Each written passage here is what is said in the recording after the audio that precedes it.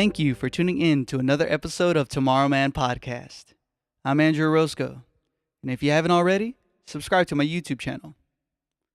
All right, let's get into it. This is part 2 of the conversation I had with Nigel Walsh, my very good friend, singer-songwriter based out of Los Angeles. To find his music and much more, nigelwalsh.com.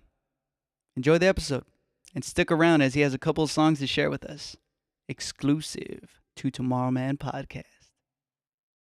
I'll never let go. I know. That's pretty awesome. So there's a statistic, and I don't know where you can find it, but you can look it up online, of how many times an actor has died in a movie. So I like that. yeah. So I don't. Nice. This is the kind of info I really like. So there's this one dude, I think from early 1920, 1930 films. He died like at least like 40 to 80 times in a movie. But you can look up In a single movie? No, in different movies. Oh. So, like, this is, like, the span of their career, you know, how many times people have died in a movie. He's so, the guy that died. Yeah. Like, that's what he is cast Shoot as. him. Chop off his head. so there was a few people, I think Leonardo DiCaprio is starting to climb up, Robert De Niro. You think of, like, action heroes, too. You know, they die a lot in, like, different films. But look it up. It's a real statistic. That's funny. I like that. Well, wouldn't it be funny to be the dude in Hollywood? You're like, yeah, they just kill me. That's what they do. Like, Dude, that's my career as I die. That's what I wanted when I was a kid. I was like, I wanted to be I get paid, so I don't stuntman and care. Get killed, like, you know, just get shot up, or you like jump off a building, break your neck, or in a slasher film. You know, it doesn't matter. Just, Yeah. you're the guy that gets killed. You know. I would kind of take it as a compliment after a while. I'm like, man, I must look really good playing dead. Maybe. I don't know. Or maybe it's compelling to see you die. I don't know. Maybe that's Like people see you is that like, why yeah, I would kill that motherfucker just like I want that. that guy to die. People in my like movie. He's that's got why that kind people of like face. I Saw. want to see him die. Yeah, They dude. like the Please put the knife right there in his eye, please. But that's what 90s movies were all about. They were just about people who were killing other people. You know, there was like the suicide, not a suicide, the people like the hack and slash. Yeah, era. but did the audience really want to see? Oh, Yeah, that's what they did. did. Yeah, they You did. know what's funny about all those, though? I remember reading some articles about the tricks that they would use. And once you hear it, you pick up on it. They don't really show the actual violence a lot of the time. What do you mean? They won't show like a person getting slashed up. Oh, yeah, just like They'll maybe the sound of it. Yeah, they'll yeah. imply everything, and you'll hear the crunch, you'll hear the Or slash, you see the shadow you of hear it. the shriek. Yeah. but they don't actually show the like I'm getting slashed up right now. Like very rarely will they show that. Yeah. Because I think if you did, it would be horrific. it's to see so it. disconcerting Yeah. to audiences. There's movies that push that boundary. You know, Sure. Well, you yeah. know it's fake. I but mean, I'm sure we've all at some time, one or another, seen some crazy videos in our lives. It would not be pleasant to see somebody getting stabbed. Like, No, that's uncomfortable. Yeah. Like very. it is, but it's also interesting. why is it interesting? Well, violence is exciting. Yeah, it gets your adrenaline going. It's because It does. it's something that Yeah. you can express, or something That's why that we is had- expressed that maybe sometimes how you feel. You know, Mhm. you want to rip this person's eyes out. You want to do this. You know, all it's the time. you know it's kind of expressed for you. So you're like, okay, I don't need to do that. I saw it already. It is a good vent. Yeah. Yeah, it's like a pressure release. You see, like, well, fuck, dude. More to see it than actually be the one that's acting violent. You know what I mean? Yeah, that's 'Cause really I don't- exhausting. Yeah, for me, I don't feel like I want to act violent. Although I do, maybe I have like violent tendency or thoughts. Definitely thoughts, you know, bad ones sometimes. But I'd rather have that and be able to think it than actually act upon it, you know? Yeah, it's only human. Yeah. I Not just- mean, if I think about like the lizard brain that dominates all of our thinking, it's like I'm very impulsive, very naturally violent. Like I would kick, punch, and stab anything that annoyed me, you know, if I could. Or Hey, open the door. Just you gotta have it open. You used to kick, punch, and whatever in there? no, I just say I would. One would. Please don't do that to me. I would never. So this was like previous thinking. I love you too much, Nigel. No, it's just like when you're a little kid or something. It's like The easiest thing to do is like, oh, you don't agree with me? Right. Punch him in the face or in the arm. Exactly. Were you always a big kid? What about now? No. No. When did you have your growth spurt? Well, I got tall when I was pretty young. Probably 9, 10, 11, 12. Oh, Maybe a okay. little So after that. for But that most of your life, you were tall. But I was really skinny. Yeah. I didn't fill out and get a muscular body until way later. Until McDonald's. McDonald's. McDonald's. McDowell's. McDowell's. McDowell's. I'm not a big McDonald's guy, but not until like my mid-20s. Maybe even later. Why do you think that is? Just I think it's diet and exercise. It's just like if I work real physical jobs. I mean, I got a huge growth spurt when I was like 16, 17 when I worked my first wine harvest. how tall are you now? I'm 6'4". 6'4". Yeah. Let's play some basketball. Yeah, I play basketball. You're 10 inches taller than I. That ain't shit, man. That ain't shit. David and Goliath right here, man. This is what it's like when David interviews Goliath. I'm a gentle Goliath. He is. He's very gentle. That's why I love you so much, man. Aw, you're so sweet. Well, I feel like we've always vied for like almost instantaneous Yeah. when we met, right? Yeah, it didn't take much. We've had some Just a few beers. I don't know what it is. Like maybe some times when we maybe were a little bit more stiff with each other, but we sparred a little Yeah. bit, yeah, but there's a mutual appreciation, and there's I don't know. We're both big bullshitters, so we get along. We get along on that realm. yeah. Big shit talkers. See, I like the bullshit just because I just don't like taking life too seriously. And I think like taking it so seriously all the time is very exhausting and taxing. Oh, it'll kill you. Not only mentally and physically, it's just way too much. So you might as well just be who you feel comfortable being, and if people accept you, they accept you. If they don't, they don't. And just kind of throw it out there, man. I find that sense of humor gets you through a lot of the pain and struggle of daily life. Yeah, I feel that too. And you guys both have that. Oh, sorry. No, you're good. You're good. Yeah. I feel like I have a decent sense of humor. You have a great sense of humor. You have a nice dark Dick. uh, Oh man, I thought you were describing it. I don't want you to tell people that I know about that on a podcast. I think people should know. It's not. This is total free speech, no holds barred. No holds barred. That's why it's Tomorrowman's future podcasting. Yeah, I was gonna ask you what's the meaning of your title? Oh, it's actually it actually came from procrastination. I had another friend ask me on I like another that. episode. It actually came from my mother. When she would just or my father or anything, like they would ask me to get something, I was like, oh yeah, I'll get it like, tomorrow. He's like, all right, tomorrow, man. All right. So it's shaming. Your parents A shaming little bit. you.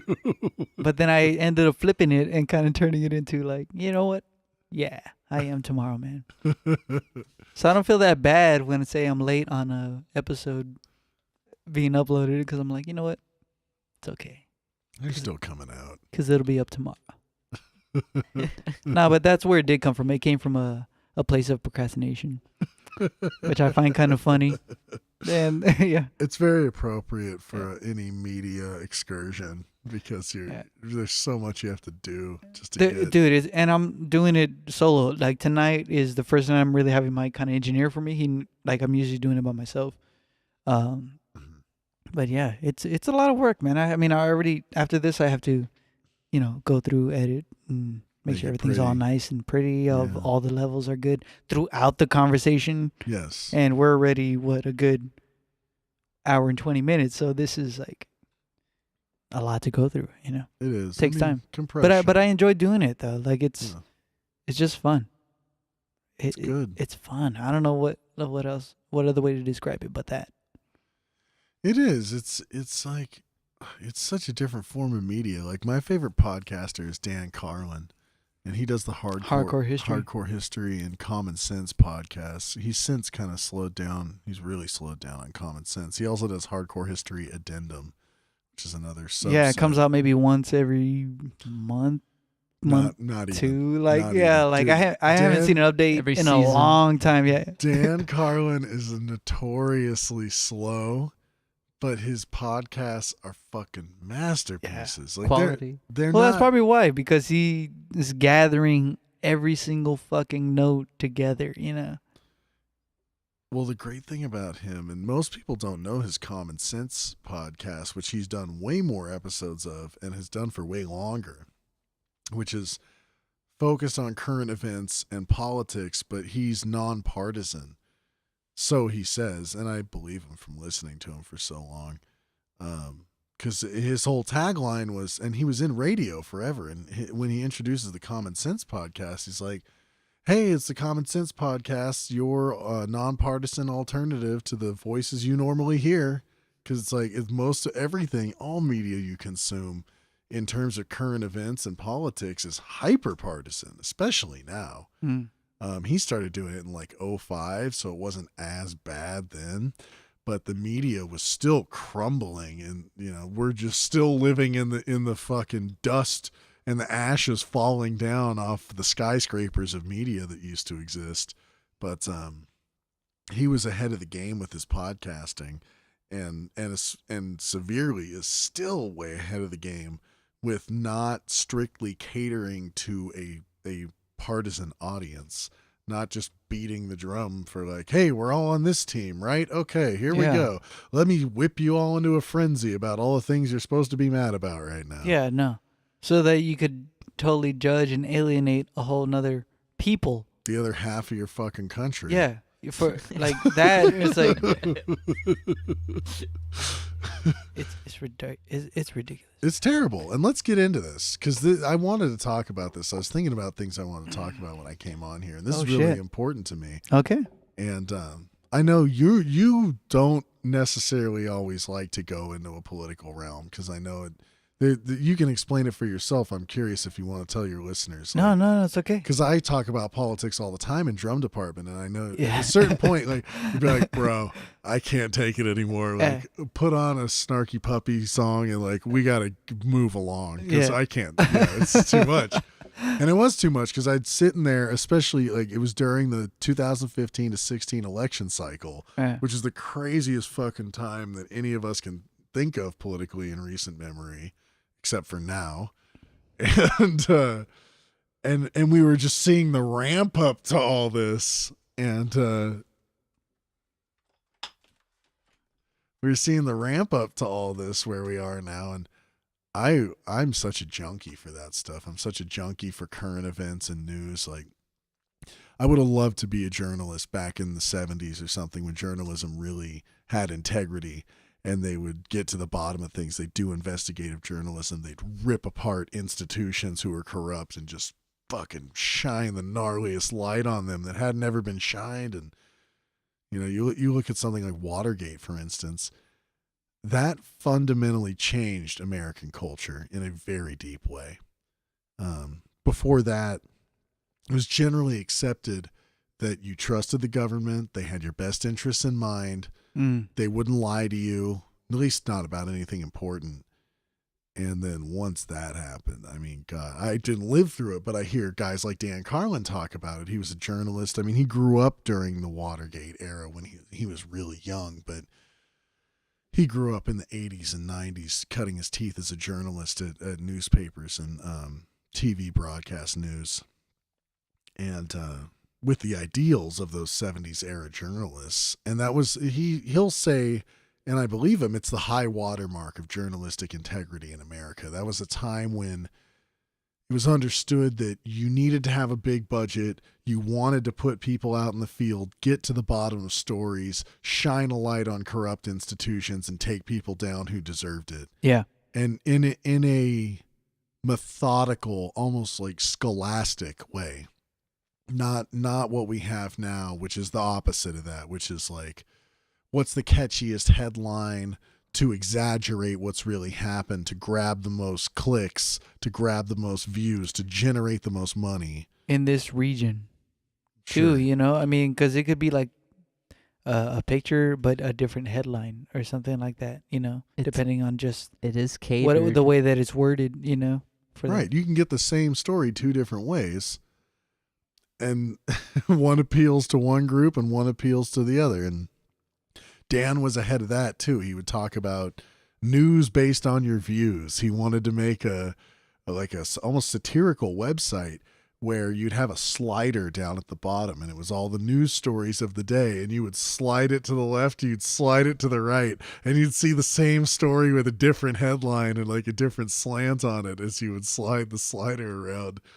Crazy. And it's all the same facts, but that's what we have now. It's like you have what happens, and people used to apparently just report that. And now you have, well, something happened, and that's like buried deep in the article or the story. That's like 5% of the article. And then there's the opinion and conjecture and what could happen? How does our team receive Yeah, and they make it this? so colorful that people already gravitate and hold on to that. Right. And they take that on as their truth too. Totally. And so then it becomes obscured. But whether it's obscured, the people that they're spreading that out to and kind of like, They're this is what I heard influencing. over here. Yeah, it's just Yeah. like they don't know, and Well, we live in a world where we're getting more information than ever that's more useless than it's ever been. yeah. We're just drowning in useless information. And it's us personally, and then it's like the security state of the Western world where the NSA is harvesting everyone's data and on with that stuff. It's like you're looking for needles in haystacks. And apparently back in the Cronkite era, I mean, I have not researched this. I just hear whispers on the wind of what it used to be like. And I remember what it used to be like in the 90s. You'd turn on Tom Brokaw on NBC, and at least it seemed at the time, it's pretty nonpartisan.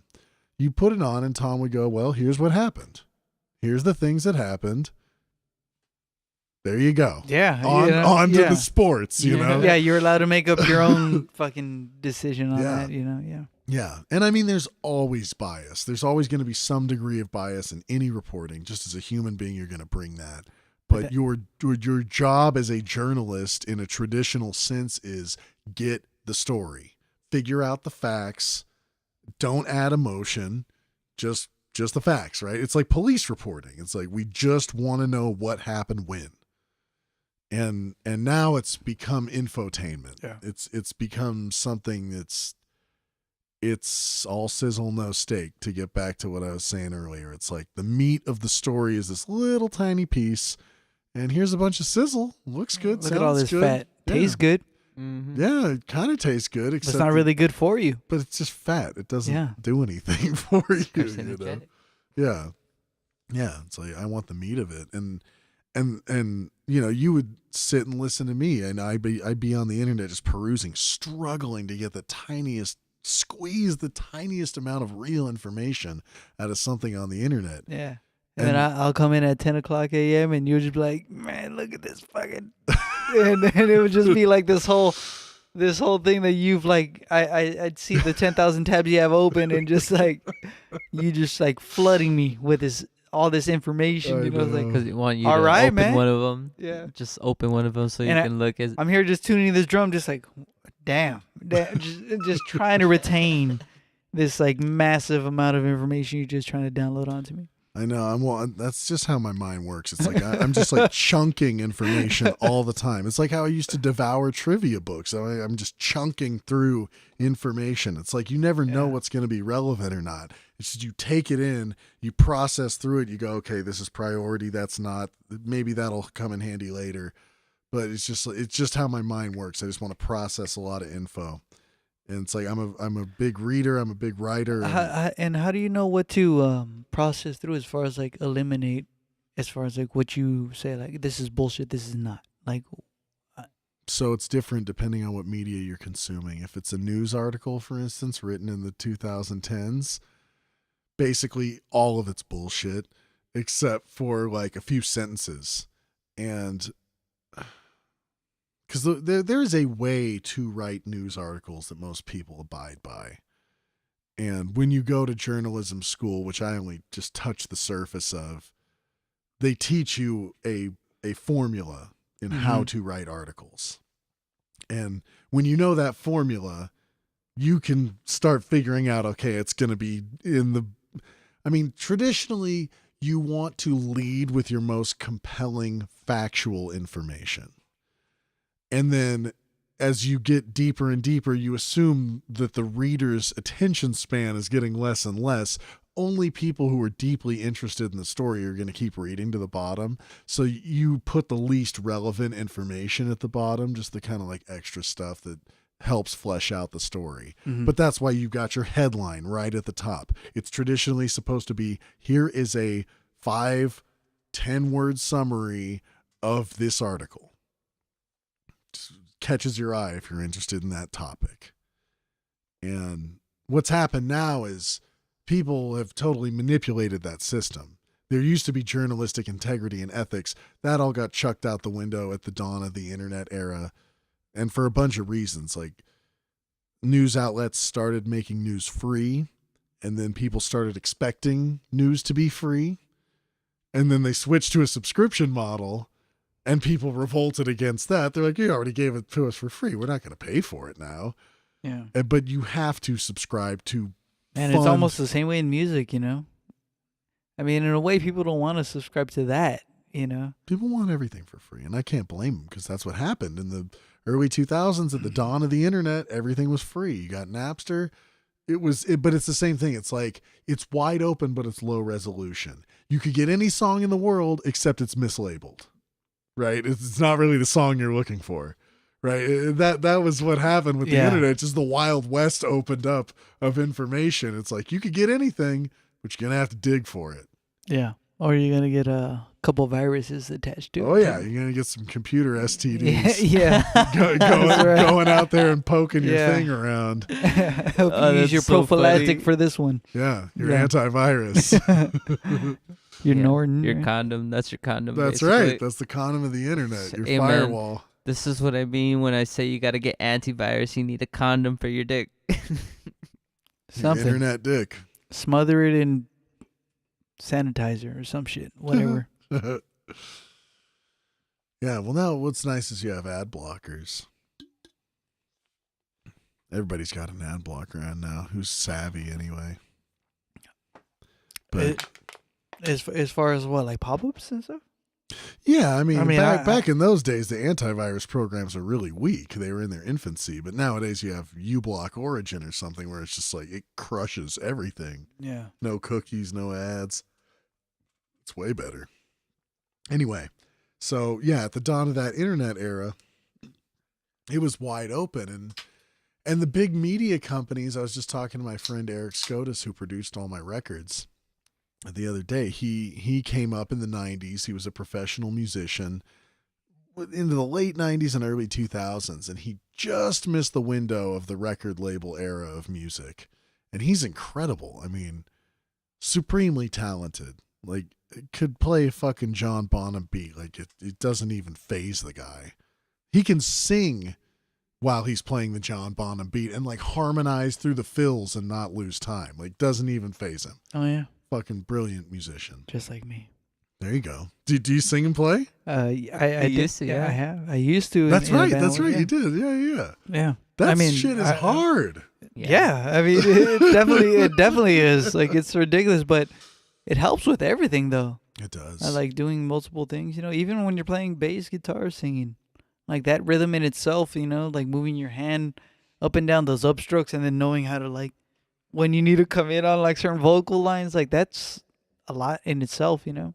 You learned so much about rhythm. Oh, we went out. I went out. My mic went out. Oh. Maybe the connection got severed there. You just moved. Hello? Hey, You're coming through the mic, but he can't hear. Yeah, I can't hear. Yeah, it got pulled out.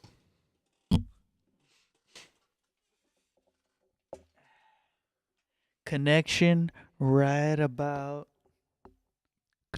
now. Oh, yeah. How's that feel? Mo better. Oh, my God. Mo better. M-O better.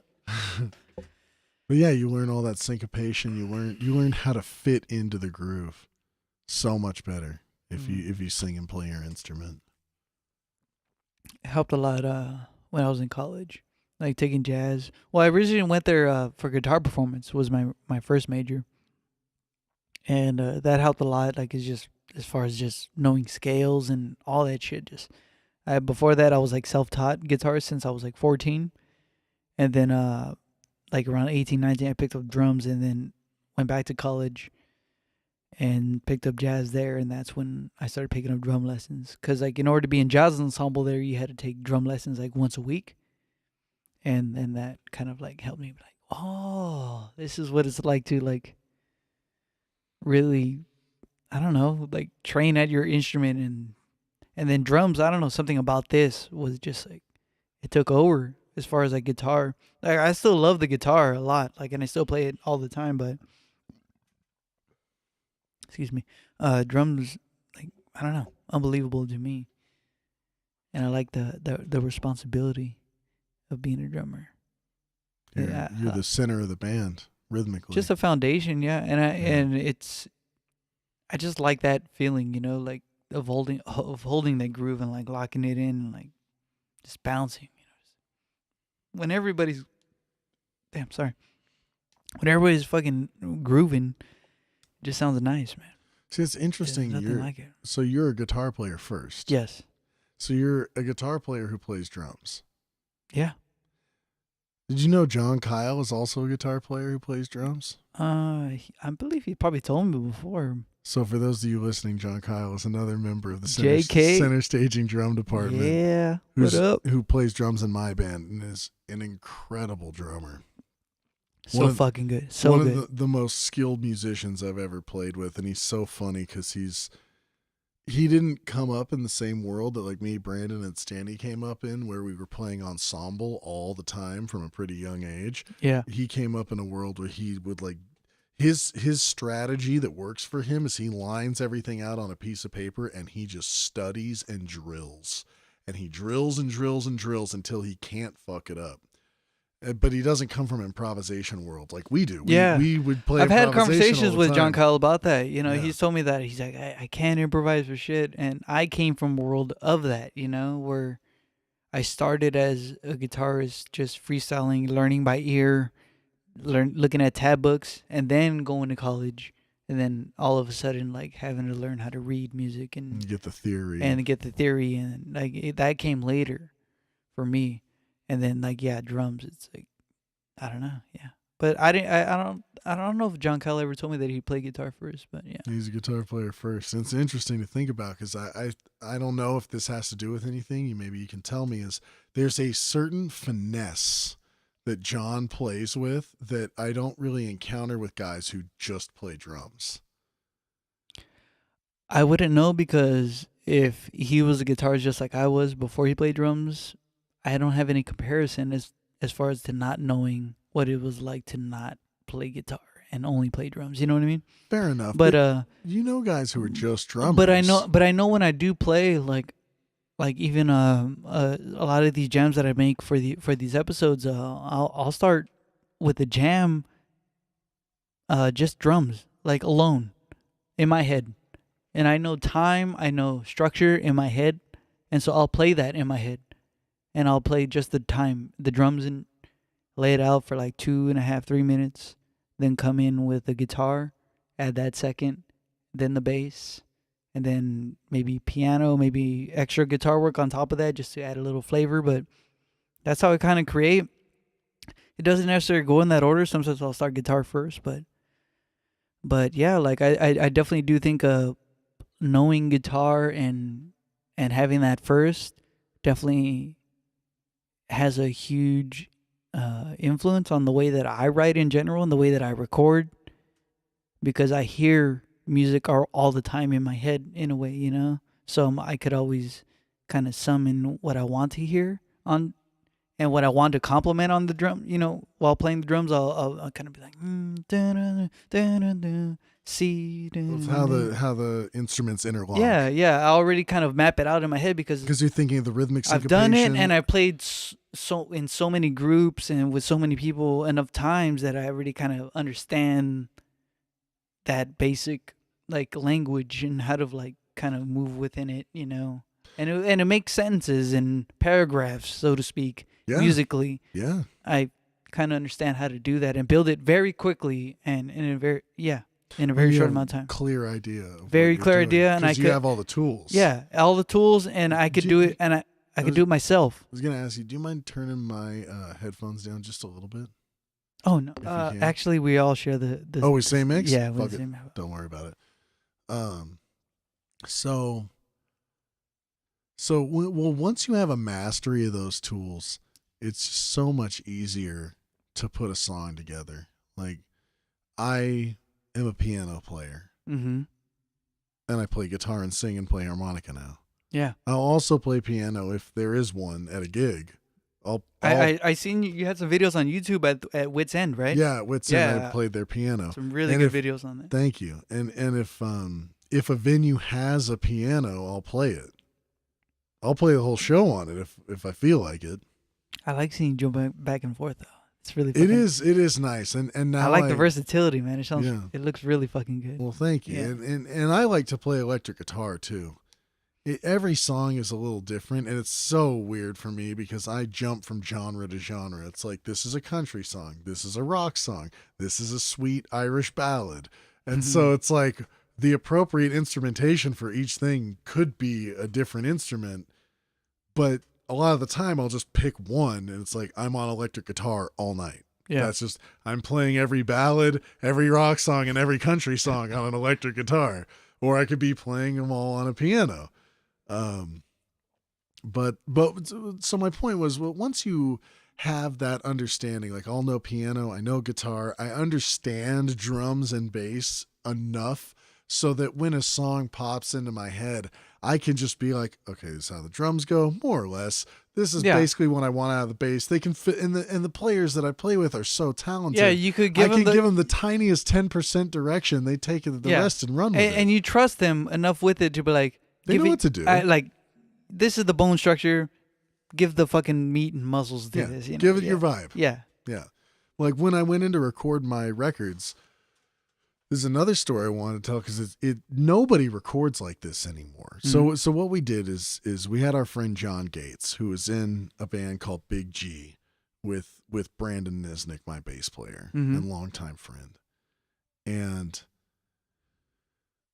Brandon referred me to Johnny because he had a studio space in his house. His whole house was a recording studio with like a couple bedrooms. Like, the living room was a drum room. Yeah.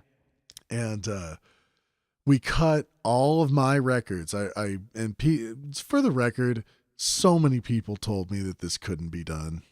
It's just like hilarious. Like, I tell them what I'm doing, they're like, you can't do that. I'm like, okay, now I'm gonna go do it. So we cut. Originally, I wanted to do 32 songs in 17 days. So that's, It's like about 2 songs a day, maybe. Yeah. Around there. yeah. And the band hadn't heard over half of those songs. They were totally fresh. Yeah. Is this the band that you play with right now? Yeah. I've only had one band. John Kyle. John Kyle and Brandon Nisnik, and then Nate Bridges is our guitar player. Okay. Patrick Simon, who also played in Big G, played organ and piano on my records too. All right. And then Eric Scotus, who produced the records, subbed in on drums for around half of the songs. Mm-hmm. So I went in there and I was like, all right, we've got 17 days. It was like 9 or 10 weekends that we just blocked out. Like, these are the weekends we'll be recording. Mm-hmm. And the call time was 10 a.m. and we could go till 10 p.m. So in 12 hours, we just want to get as many songs done as we can. In between drinking and talking smack and finessing things, recording harmonies and changing the arrangements on the fly. Like, we're working totally wide open. Other than about 10 or 12 songs of the original 32, which became 28 that we actually got down, we did 28 songs in 17 days. And, so I had been training those guys, my band, my core band, minus Nate, the guitar player. So basically John Kyle and Brandon Nisnik playing drums and bass with me. I had trained them from Cinco de Mayo of 2014. And these sessions started in like November of 2015. So we've been playing for about a year. And we played almost once a week, maybe twice a week. And I'm just like, I needed to become a singer from scratch. I needed to become like the front man that I was going to be. I needed them to key into my style, and I needed them to learn my songs and my songwriting style. Because apparently it's kind of eclectic. I don't really pay that much attention to it because I just write it. But John Kyle will come at me sometimes and just be like, dude, how many measures of 2/4 are you going to sneak into this? Like, you're killing me right now. And I'm just like, I don't know. It's just how it goes. Yeah. And It's important to us drummers, though, man. I I mean, if you want to have your, your vision, expressed the best ways possible, like, there is a certain point where it's like it does help to have like that mathematical approach to it, because it's like, yeah, like there is a certain amount of time to where after a while, like something could feel either too long, too short. It has to be just right. You got to know. Yeah. And me coming from a guitarist, it's like I could kind of feel where things are like that way. Even some of the stuff I have up now on my Bandcamp of the music I made, I could hear it. I'm like, oh yeah, like I would totally cut things like short. Yeah, Tomorrowman on Bandcamp. Yeah, that's right. It's brand new. Brand new. Nice. Started putting the music Plug up. it. Plug it. All the Plug music it I've been in, plug accumulating it on in. this podcast, you can find it on Bandcamp at Tomorrowman. Definitely, because I'm part of it and I'm happy to be a part of it. It's making music is just fun, creating, expressing, and it's kind of hard to put a personality into music because Yeah, this motherfucker's been throwing down some fucking guitars, some synth lines. and we've been just making music and just I gotta have you, Nigel, on this motherfucker. I feel like going back, what I used to play when I was younger is kind of what sounds best coming out of me personally, because I grew up listening to the old type of Metallica music, Megadeth, and that style of music is amazing, but it's really fast, so you have to learn everything slow, but playing fast is like a different type of energy, like you just pump people up like just full of cocaine like right away. You're just like right in it, like punk rock music, metal. It's a big jack off type music, where it's like getting you off. Yeah, as opposed to like say the ballads and stuff. Yeah. There's no build up in a punk song. No, but You can it build does up get in a you punk off. song. It gets you. But you need to come in hot. Yeah, you gotta come in knowing hot. I want fucking punk music and I want fucking right now. Yeah, seriously. Yeah, you can't be like, so guys, we're gonna ease into this punk song. It's like, no, you go, hey, you gotta be right there, right from the beginning. That's how it ought to be, And on that note, we take our second musical intermission, and Nigel's gonna play a song for us called Church Street. Take it away.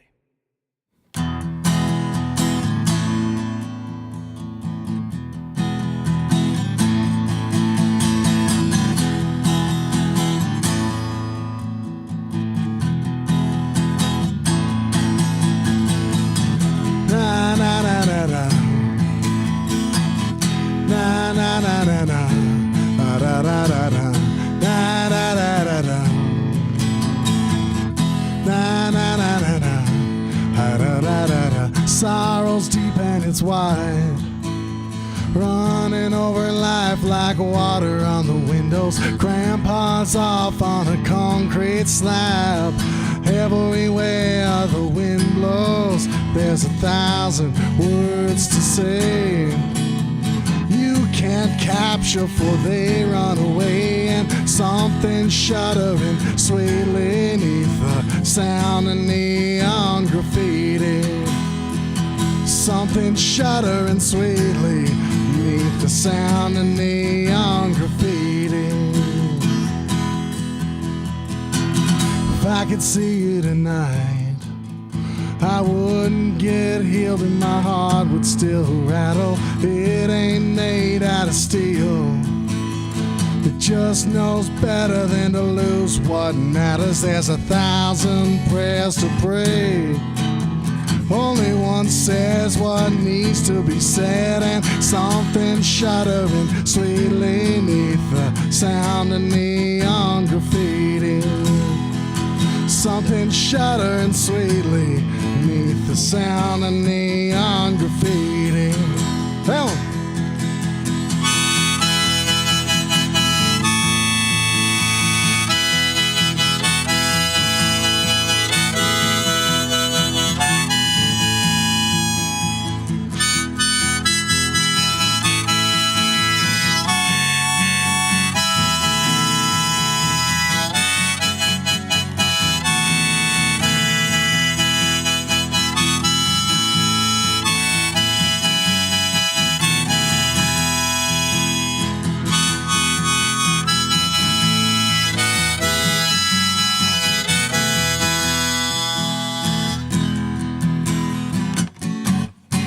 There's still impossible loads bringing down the back of every fisher of men.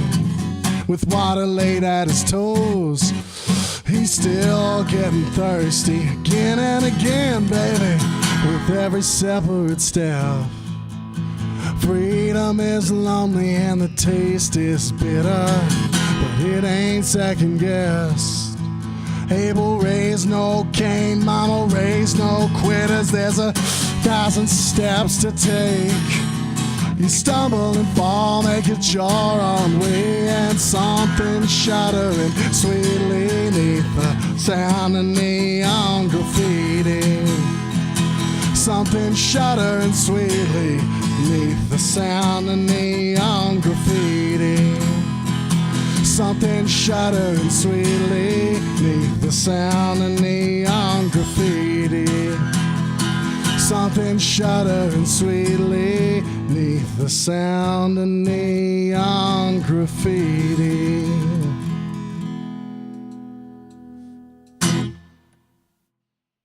Yes. Dude. Very fucking great, man. Thank you, man.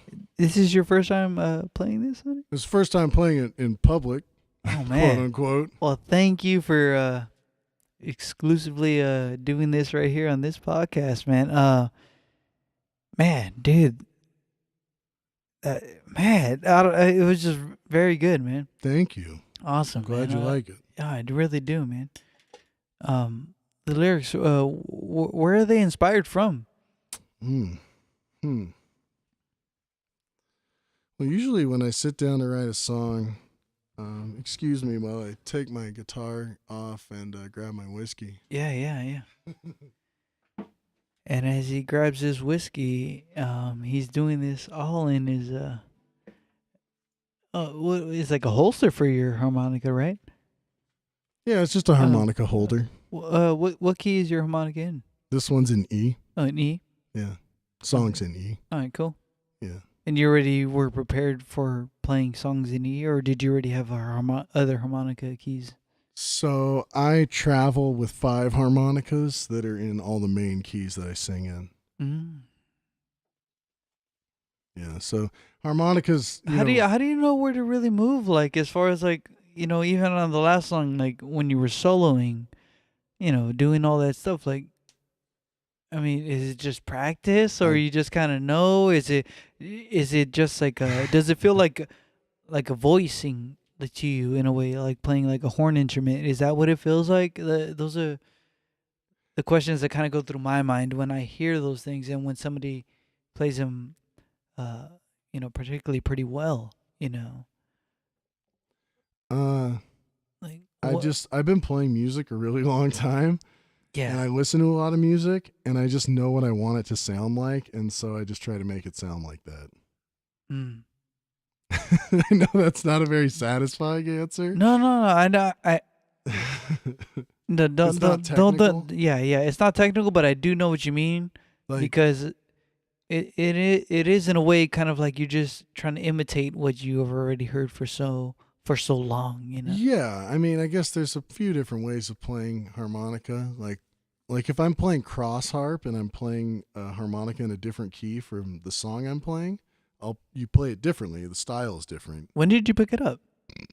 Excuse me. Yeah, no, it's all right. Same time I started playing guitar. I bought a harmonica a couple of years after. And I just, dude, I locked myself. I used to live in an RV in wine country, and I used to just, I used to go to work managing a tasting room, and then I would come home and bring like 2 to 4 bottles of wine with me, and I would just drink 2 bottles of wine a night and play guitar. And that's all I did for like months. And I would listen to Bob Dylan, and I just listened to him, play guitar, sang, wrote songs, and played harmonica for like months and months and months. And that's how you taught yourself harmonica, was through that? Yeah, There, I mean, there was no schooling for it, or No. I have no idea what I'm doing. Like, fuck you, man. You know, I what know, you're, I you know don't- what the fuck you're doing. Well, if you ask me what are you doing right now, I can't answer that question. I have to think about it. So like, I don't know any theory about harmonica. Well, maybe a little. Like, I know what key it's in, and I know kind of what each individual hole, like what note it makes, kind of. Yeah. But like, I don't know what I'm doing. So I just want it to sound like I want it to sound. And you've kind of had, like, I guess, the experience enough to know, like, say your mouth is like on this area of the harmonica, so you know, like, if you blow here, it's gonna produce this noise. And Yeah, I play the instrument yeah. enough to know. to me, it just seems so obscure because I never really tried. I've messed around with the harmonica. Obviously, like the C harmonica is like the most um, widely distributed one around, you know. But yeah, it just seems like such a difficult instrument to try to master because you can't really. You're only using your mouth, and so there's no hands or feet or anything kind of involved with it, you know. Yeah. It is almost like an instrument you're kind of shooting in the dark with in a way, unless you, because there's no indentations on the harmonica or anything to kind of like show you like, oh, this is where the E is, this is where the A is, this is Yeah. where the C is. The Hohner harmonicas come with a pretty okay manual. It's decent, where it'll tell you each hole and what note it's making, so you can read it and you can figure But out. what about feeling it though? Like I'm as far as like feeling it with your physical lips, you know, like do you feel the holes and kind of like I just listen. I just listen to it while I'm playing it, and I'd be like, oh, I want it to go up or I want it to go down. And I have like my little bag of tricks that I use when I'm playing, and that's it. I can't explain it any better than that. I just listen to it while I'm playing, and if I want to go high, I go high, and for effect on a new section of the song or something. you were talking earlier that Bob Dylan was one of your biggest influences. Oh yeah, Main main influence. was there your main influence? Oh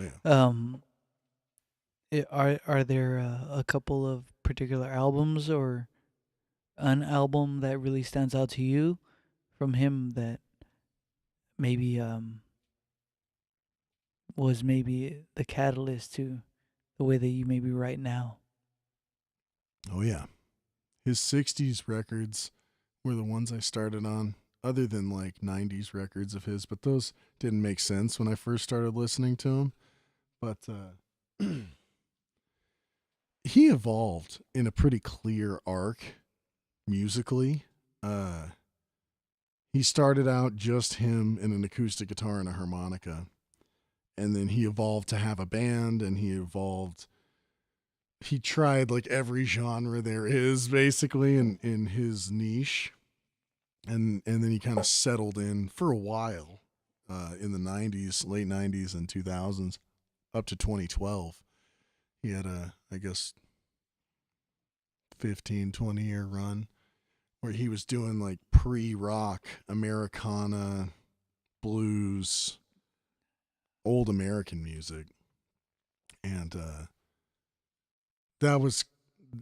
that sounded like the pinnacle of his working through folk music styles, because he started out as a folk singer, right? And as he evolved, he tried all this different stuff, and then eventually he worked his way into this pre-rock Americana-y blues country world. And it really solidified musically. Like he's not, I don't think, a musical director kind of guy. Mm-hmm. From everything I've read of him with bands, Mm-hmm. he basically shows up at the rehearsal studio and just starts playing. And if the band can follow him, then they get the gig. And he doesn't tell them what to do at all. He just starts playing. It's probably like one dude like, he's on C, F, Yeah. F sharp. Yeah, that's kind of seems like what his bass player does, Tony Garnier, who, and let me know if I'm not close enough on the mic. You're pretty good. Okay. I mean, yeah. Tony Garnier, who also played with Lucinda Williams, who's one of my other main songwriting loves and influences. Mm-hmm. He seems like the arranging backbone of Bob's band, and he's been with Bob for like 20 years, maybe more, probably at this point way longer. And he seems like the one that coordinates all the musical things. Bob shows up, he has an idea of what the song is, he sings it, he has the chords. Tony figures out how the band should play it. Excuse me. You okay? I don't even know. I could be getting tangential and not even answering your question. What are the records that stick out? So other than the span of records from 97 to 2012, the ones that affected me the most were Blonde on Blonde and let's see, the Freewheelin' Bob Dylan, which was his second record. A lot of people know it as his first because it was the first one that like broke him into the mainstream. And a lot of it was even deeper into his unreleased stuff that came out in the early 90s on the bootleg series of his. His early stuff from then made a big impression on me. I think Scorsese did a film on him. They did a bootleg series issue, which is like his deep cuts, his like unreleased stuff. Mm-hmm. But they did an issue in his deep cuts series that was a soundtrack to the movie Scorsese had made. Mm-hmm. And that made a big impression on me because it followed him in this evolution from 62 when he was a folk singer all the way to like 65 when he had picked up the electric guitar and was just throwing everything out the window. His whole fan base, he basically threw out the window, and he was getting accused of being a traitor to folk music. Yeah. And it follows his whole evolution through that. And that stuff made a huge impression on me because he went from being like a Woody Guthrie impersonator to learning how Woody wrote songs and then transcending even what Woody did into it's completely changing his identity, what he was on about. There are strands and themes in his work and his emotion where it's clearly like his main thing is just personal independence. He's not going to listen to anybody. He's not going to be controlled by anybody. And he's not interested in what anyone else really has to say for most people. There are a few where clearly it's like he's listening to old blues masters or something. He wants to know what they have to say. But he went from writing in a very straight ahead, almost like puritanical style. He was using a lot of biblical metaphors, very traditional. I mean, he's always been very traditional. But then when he started moving into the mid 60s, he started working in beatnik world where it was about cascading imagery and something ineffable. Like he would paint a palette of images and you couldn't quite figure out what he is exactly talking about, but you get the impression of it. It's like impressionistic painters like Monet. It's very blurry, right? But you zoom out and you're like, oh, it's lily pads. Mm. You know, if you go up close, it's like it's smudges and smears. Yeah. So it's the same way if you listen to his lyrics from the mid 60s. It's like, what the fuck is this? It's a smudge of a lyric. Yeah, it's not even a full lyric. You're a little too close to understand. But if you zoom out and you take in the like gestalt of it, you get the impression of what he's on about. Whereas in the early days, it was very like, I am singing a song about a black man who was killed unrighteously. And there's no gray area. It's like, this is exactly what it's about. There's no confusion. So he evolved in that world. And then he chucked that out the window and went on to another thing. He started making like country rock. Very simple, like dad, old man kind of lyrics, like rhyming like the moon in June kind of shit. I mean, really. Yeah. But it's also, it's coming from a heartfelt place.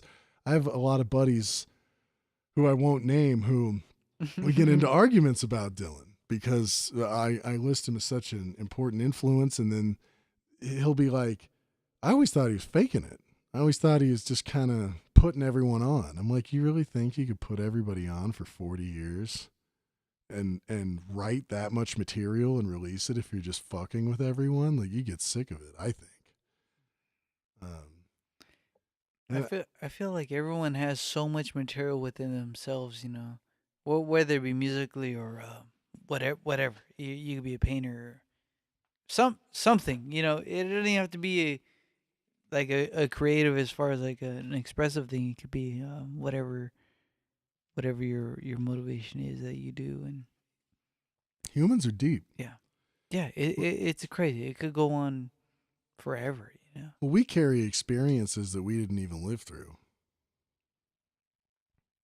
So you feel like we're like old souls, like reincarnated from past? We don't have to go that mystical. You could say that. I don't know if that's true. But we'll take on experiences just by hearing them. Like, you'll hear a radio broadcast about World War II, and you'll imagine yourself as the guy in the foxhole. And you can kind of feel what that's like. You don't necessarily know what it's like to be in a foxhole because you've never done it. Yeah. But you've seen people talk about it, and you've seen what it kind of looks like, and you hear the experience. You can put yourself there. Mm. And we carry a lot of that stuff. Things we never lived through, we carry emotions related to it, even though we never went through it ourselves. I don't know how. We just do.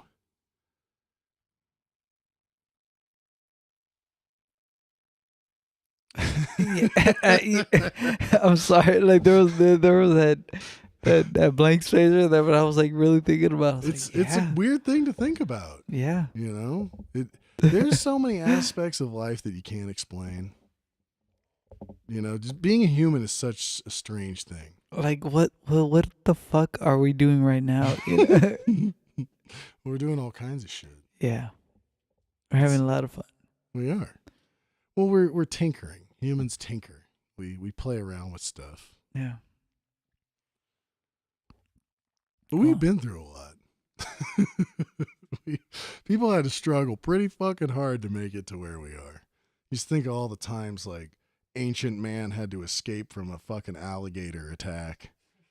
You know, it's like, it's fucking millions of times people have fucking had to run away from alligators. And we just carry that shit in our brain, like deep in there, that fear, like fucking reptiles, like they'll kill you. Yeah. Now we're just like running away from debt collectors and reptilian debt collectors. Yeah. Well, it's a safer life now. Yeah, definitely is, man. There's not as many alligators out there to contend with.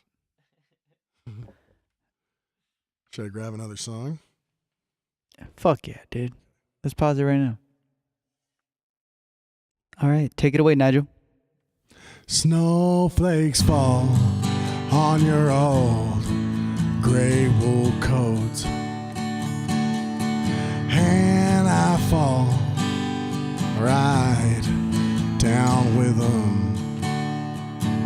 Ain't it all so cold and up in smoke?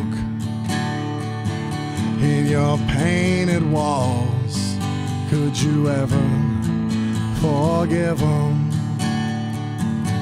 You can catch me on the last train to Ontario. You can catch me on the last train to Ontario. Baby, how come you always gotta go down swinging? Blindly striking everyone you begin with. Like a rose to my heart that's singing. This world's so much better with you in it. You can catch me on the last train to Ontario. You can catch me on the last train to Ontario. You can catch me on the last train to Ontario. You can catch me on the last train to Ontario. I can't forget you. Whoever thought they could? And now I'm trying to convince you. The lonesome path just ain't no good. Oh, well, you got it if you want it, if you need. If you want to stop pretending everybody's out to get you, you better come right back and get off your knees. You got a man right here ready to forgive you, but you can catch me on the last train to Ontario. You can catch me on the last train to Ontario. You can catch me on the last train to Ontario. You can catch me on the last train to Ontario. You can catch me on the last train to Ontario. You can catch me on the last train to Ontario. And that concludes this episode of Tomorrowman Podcast. Thank you so much for listening, and thank you, Nigel Walsh, for being on. If any of you would like to check out his music and see what he has going on, you can find him at nigelwalsh.com. Thanks again. Don't forget to subscribe to my YouTube channel. Peace.